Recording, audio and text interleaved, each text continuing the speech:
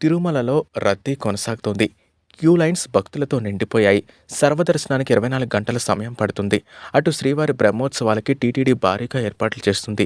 ఇక ఈ నెల 16న టీటీడీ పాలనా మండలి సమావేశానికి నిర్ణయించారు.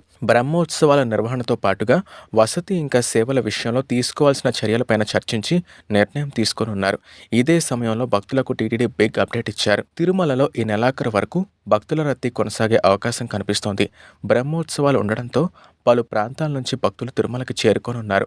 ఇక ఈ నెల 15న తిరుమల ఆలయంలో కోయిల్ ఆళ్వార్ తిరుమంజనం నిర్వహించనున్నారు.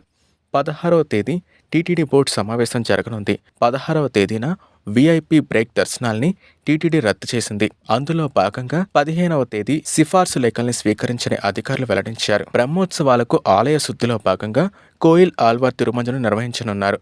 16వ తేదీన బోర్డు సమావేశంలో బ్రహ్మోత్సవాలు వసతి సౌకర్యం పెంపుతో పాటుగా చేయాల్సిన మార్పులపైన చర్చించి నిర్ణయం తీసుకోనున్నారు. బ్రహ్మోత్సవాల వేళ పెద్ద సంఖ్యలో భక్తులు తరలి రానుండడంతో ముందస్తు ఏర్పాట్లపైన సమీక్ష చేయనున్నారు.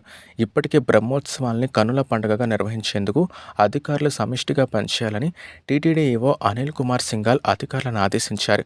సెప్టెంబర్ 24 నుంచి అక్టోబర్ 2వ తేదీ వరకు జరగనున్న శ్రీవారి వార్షిక బ్రహ్మోత్సవాలపై సమీక్షా సమావేశం నిర్వహించారు.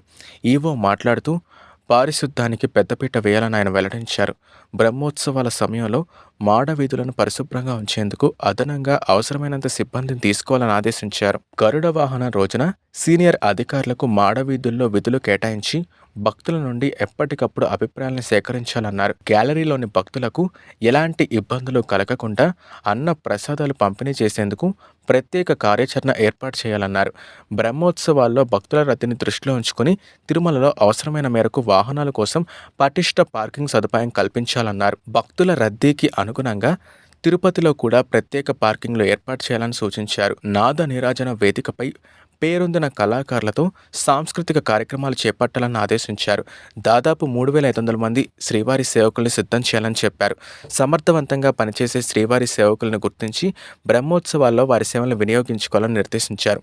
శ్రీవారి మెట్టు, అలిపిరి నడక మార్గాల్లో మరింత అప్రమత్తంగా భద్రతా ఏర్పాట్లు చేపట్టాలని ఆదేశించారు.